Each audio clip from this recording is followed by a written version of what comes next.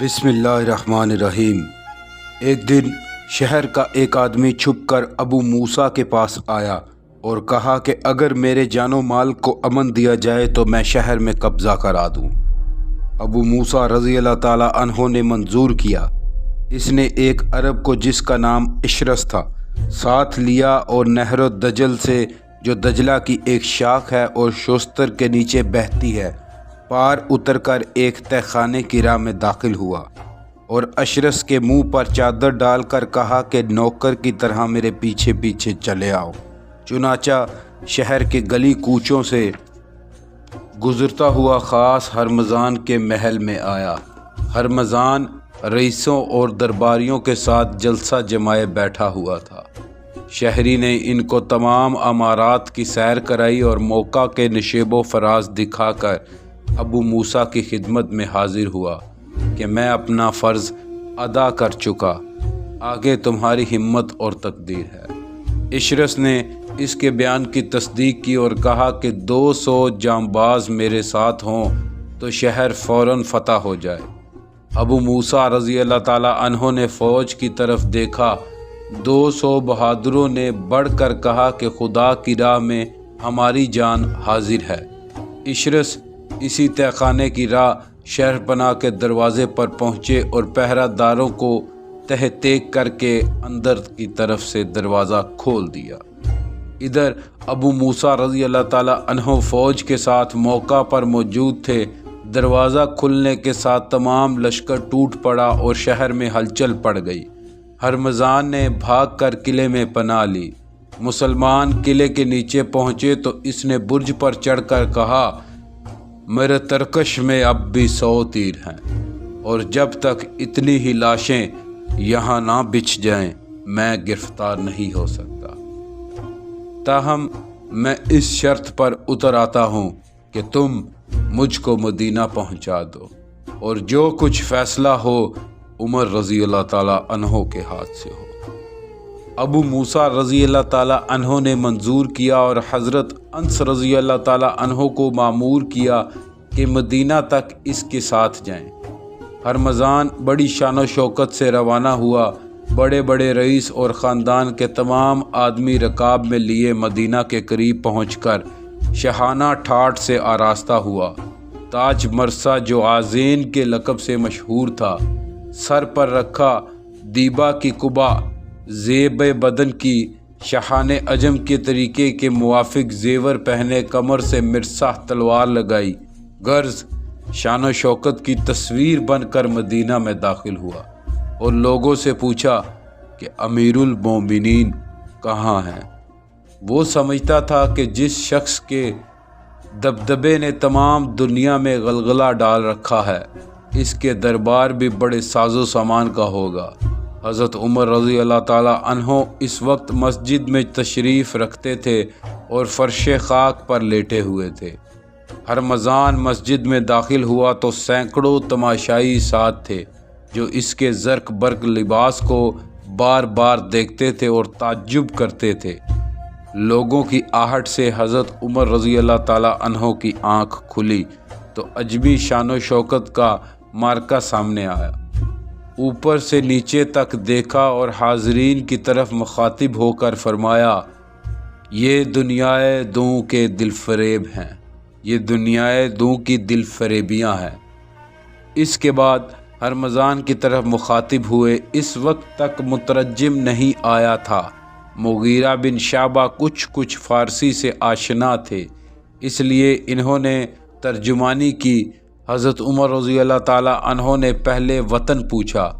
مغیرہ وطن کی فارسی نہیں جانتے تھے، اس لیے کہا از کدام الراضی۔ پھر اور باتیں شروع ہوئیں۔ قادسیہ کے بعد ہرمزان نے کئی دفعہ سعد سے صلح کی تھی اور ہمیشہ اقرار سے پھر جاتا تھا۔ شوستر کے مارکے میں 2 بڑے مسلمان افسر اس کے ہاتھ سے مارے گئے تھے۔ حضرت عمر رضی اللہ تعالیٰ عنہ کو ان باتوں کا اس قدر رنج تھا کہ انہوں نے ہرمزان کے قتل کا پورا ارادہ کر لیا تھا۔ تاہم اتمام حجت کے طور پر عرض معروض کی اجازت دی۔ اس نے کہا، عمر رضی اللہ تعالیٰ عنہ: جب تک خدا ہمارے ساتھ تھا تم ہمارے غلام تھے، اب خدا تمہارے ساتھ ہے اور ہم تمہارے غلام ہیں۔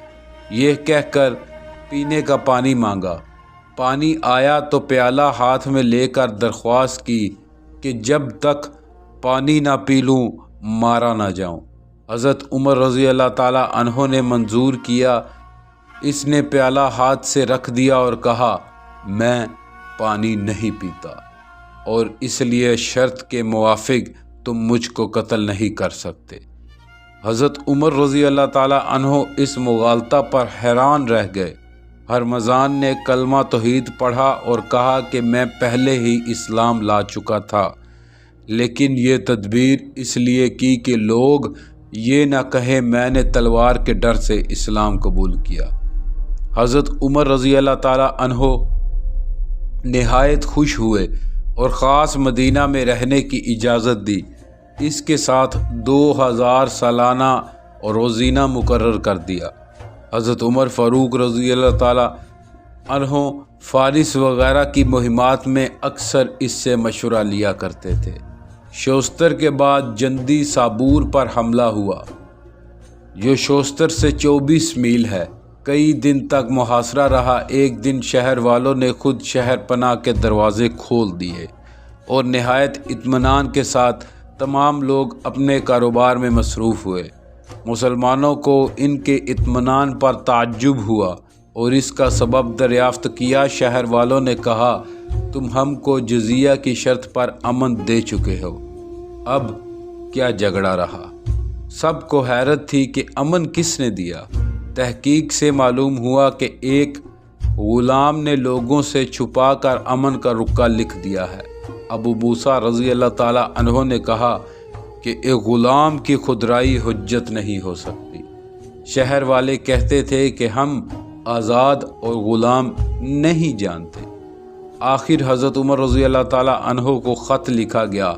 انہوں نے جواب میں لکھا کہ مسلمانوں کا غلام بھی مسلمان ہے، اور جس کو اس نے امان دے دی تمام مسلمان امان دے چکے۔ اس شہر کی فتح نے تمام خوزستان میں اسلام کا سکہ بٹھا دیا اور فتوحات کی فہرست میں ایک اور نئے ملک کا اضافہ ہو گیا۔ جلولہ کے بعد جیسا کہ آپ پہلے سن چکے ہیں، یزدگرد رے چلا گیا، لیکن یہاں کے رئیس آبان جادویہ نے بے وفائی کی، اس لیے رے سے نکل کر اصفہان اور کرمان ہوتا ہوا اخراسان پہنچا۔ یہاں پہنچ کر مرو میں اقامت کی۔ آتش پارسی ساتھ تھے، اس کے لیے آتش کدہ تیار کرایا اور مطمئن ہو کر پھر سلطنت و حکومت کی ٹھاٹھ لگا دیے۔ یہی خبر لگی کہ عربوں نے عراق کے ساتھ خوزستان بھی فتح کر لیا اور ہرمزان جو سلطنت کا زور بازو تھا زندہ گرفتار ہو گیا۔ یہ حالات سن کر نہایت طیش میں آیا۔ اگرچہ سلطنت کی حیثیت سے اس کا وہ پہلا روب و داب باقی نہیں رہا تھا، تاہم 3000 برس کا خاندانی اثر دفتن نہیں مٹ سکتا تھا۔ ایرانی اس وقت یہ سمجھتے تھے کہ عرب کی آندھی سرحدی مقامات تک پہنچ کر رک جائے گی، اس لیے ان کو اپنی خاص سلطنت کی طرف سے اطمینان تھا۔ لیکن خوزستان کے واقعے سے ان کی آنکھیں کھلی، ساتھ ہی شہنشاہ کے فرامین اور نقیب پہنچے۔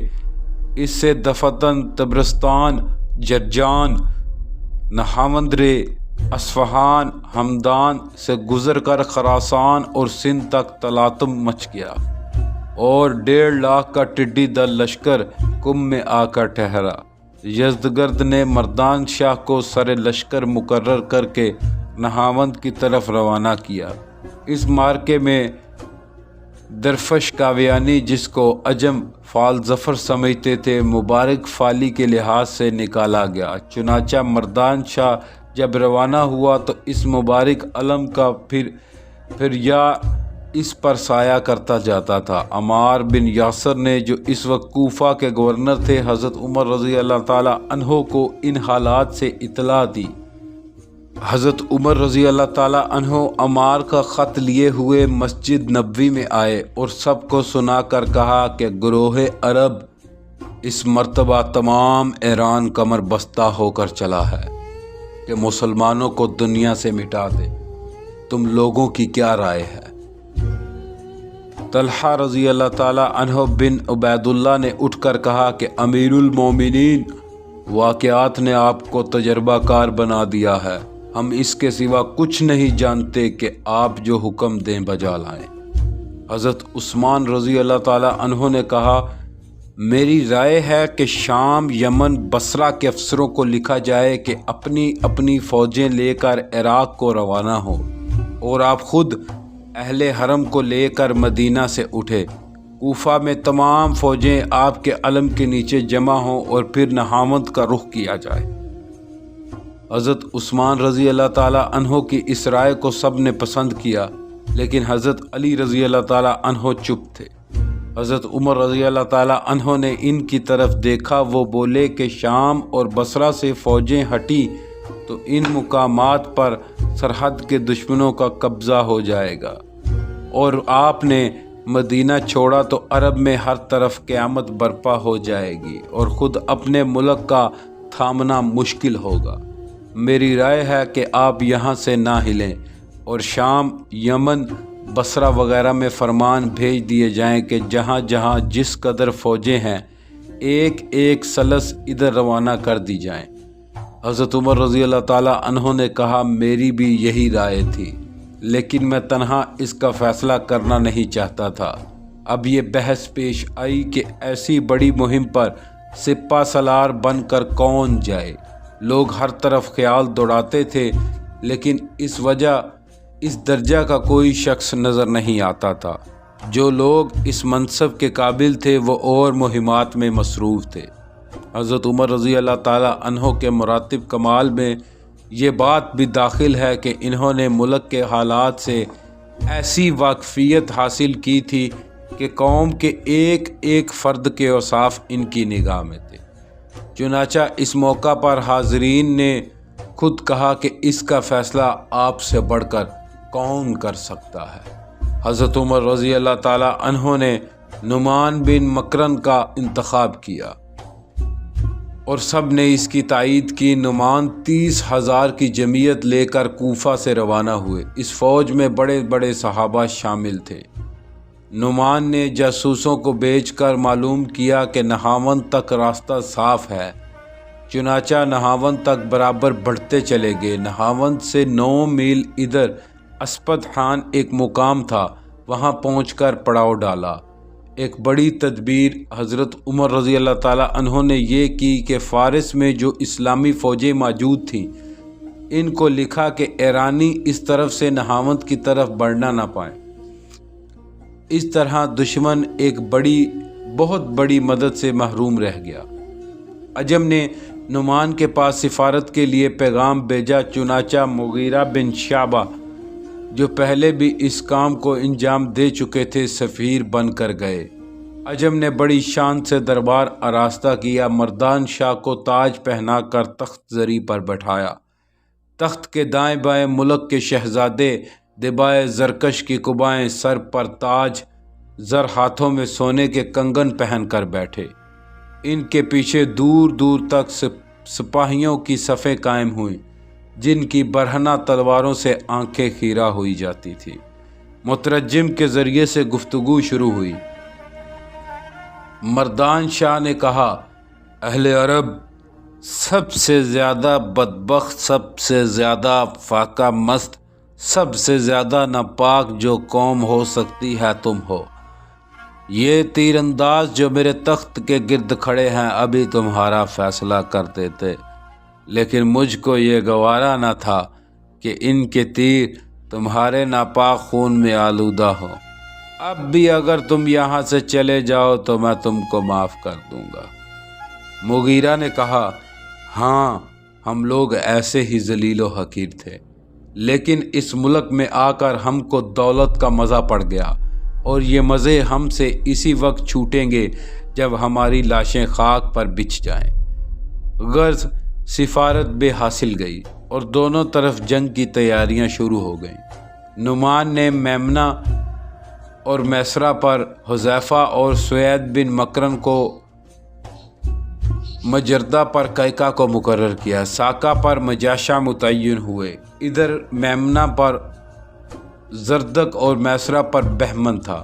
اجمیوں نے میدان جنگ میں پہلے سے ہر طرف گوکھرو بچھا دیے تھے، جس کی وجہ سے مسلمانوں کو آگے بڑھنا مشکل ہوتا تھا، اور اجمی جب چاہتے تھے شہر سے نکل کر حملہ آور ہوتے تھے۔ نعمان نے یہ حالت دیکھ کر افسروں کو جمع کیا اور ہر ایک سے الگ الگ رائے لی۔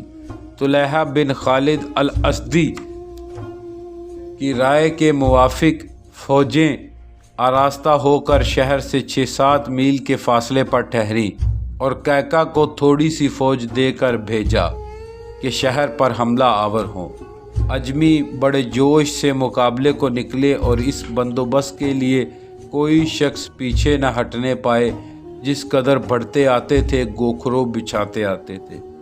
قیقہ نے لڑائی چھیڑ کر آہستہ آہستہ پیچھے ہٹنا شروع کیا۔ اجمی برابر بڑھتے چلے آئے یہاں تک کہ گوکھرو کی سرحد سے نکل آئے۔ نعمان نے ادھر جو فوجیں جمع رکھی تھی موقع کا انتظار کر رہی تھی۔ جو ہی اجمی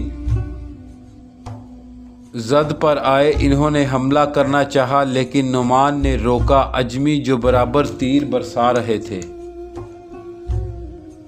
اس سے سینکڑوں ہزاروں مسلمان کام آئے، لیکن افسر کی یہ اطاعت تھی کہ زخم کھاتے تھے اور ہاتھ روکے کھڑے تھے۔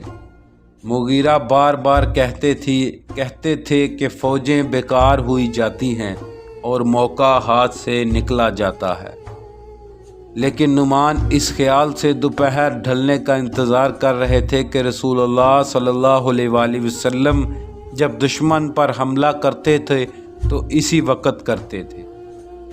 اللہ پاک پڑھنا اور سننا قبول فرمائے۔